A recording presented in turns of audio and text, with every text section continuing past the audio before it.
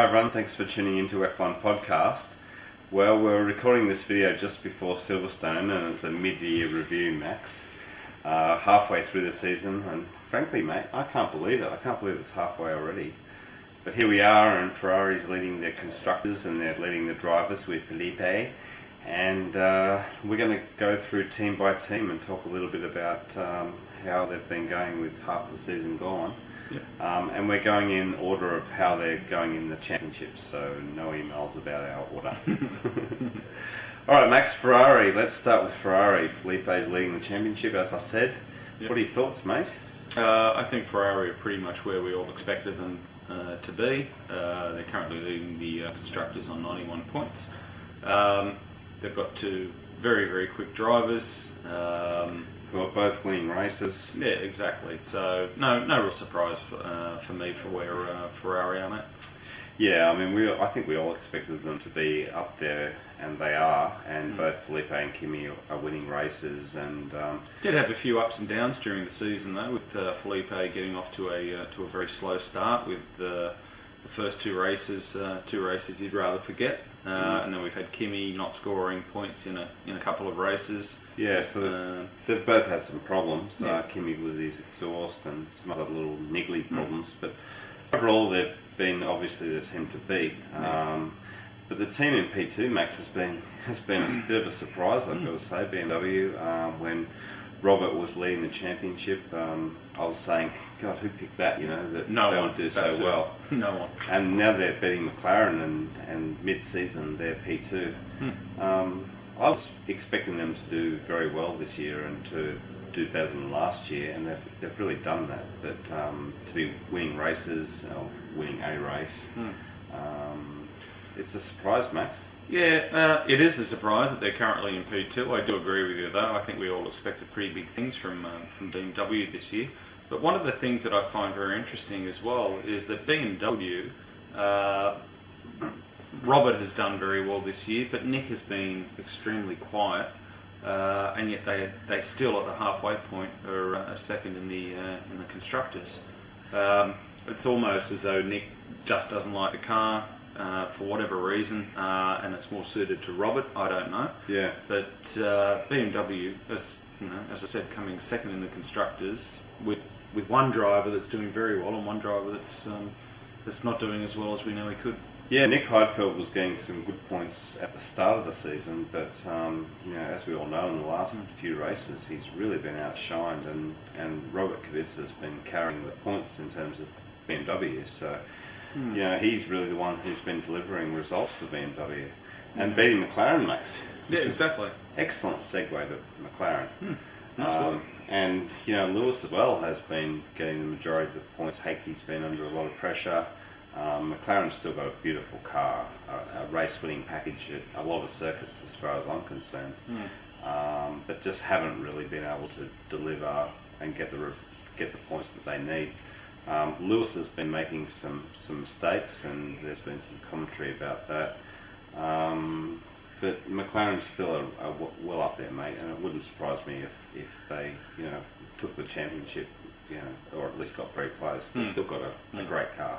Look, I still think this championship's out of Ferrari and McLaren. It's one or the other. Yeah, it's as simple as that. I think BMW have late fallen off a little bit, but let's admit that Lewis is under a hell of a lot of pressure, both inside and outside the car as well.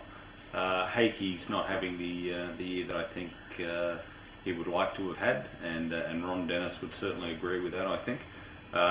But Lewis, I'm a little bit concerned, but I'd like to think that he can bounce back, especially in the second half of the season, and put the distractions aside, like the triathlon with Button and all this sort of thing. And just concentrate on his racing, but no doubt that he's under a lot of pressure. He says he loves working under pressure and all that sort of thing, but I'm not 100% sure. But I expect bigger things from McLaren in the second half of the season. Yeah, and I expect more from Hakey in the second half of the season as well. So let's see if Hakey can get more points and really do a hell of a lot better than he's been doing. He has had some problems as well, but Hakey needs to step up to the plate big time. Yeah. All right, Max. Red Bull, next one down the list. Obviously, Mark Webber's been doing so well with those 5 in a row. The points, DC's been getting some good points, and I've said before in other podcasts that they really need to get the reliability we've both said, mate, and they've got it this year, finally. And it's paying dividends, so I hope it continues in the second half of the year. But as far as I can see, mate, it's a well-deserved 4th place. Well, I don't know about you or anyone else out there, but if someone said to me halfway through the season, where do you think Red Bull will be coming? Do you think they'll be coming 4th? I would have said no. You're an idiot. Renault for sure will be in front of them, but they've, as you quite rightly said, they're strung to get some consistent races with consistent points. Yeah. And DC's 3rd the other week certainly helped proceedings. But it goes to show you, I guess, that with Mark Webber, a little bit of reliability goes a long way, and he's finally showing his true colours. DC's had some terrible luck, but he's qualified, down the grid on a number of occasions, and you've got to fight those people, the back markers, and there's usually carnage, and he finds himself in the thick of it. You get caught up in it, yeah. But I'd really hope to see DC, especially in the final half of his last season in Formula One. I'd really like to see him get some good points, and drive really well, and I'm sure he's got the extra motivation to do just that. Mate, I think they've got the package as well. I expect Webber and DC to get some good points, maybe a podium, a couple of podiums in the second half of the season. You never know. They've done so well, and I really hope it continues. Yeah, well done, Red Bull. And next one, mate, is Toyota. Toyota truly's been delivering. I've been eating the humble pie. Truly's been getting some great points for Toyota, and it's been a long road for them. I'm really happy to see them do well at Toyota. We've given them a lot of shit over the years, and quite rightly, especially in the early years. Way before we did this podcast, years ago, in the first 4 or 5 years, massive budget shit results. Yeah, we were just bagging the hell out of them, and really they're still the perennial underachievers. But when they do well, when I saw Truly in the press conference, I was really happy to see that they were actually getting some results, mate. Yeah, for sure. Look, I pretty much agree with everything you've just said. Perennial underachievers, but this year they seem to be like a little bit of a different team. They've got more cohesion, and the results are coming out on the track. Truly's driving pretty smartly.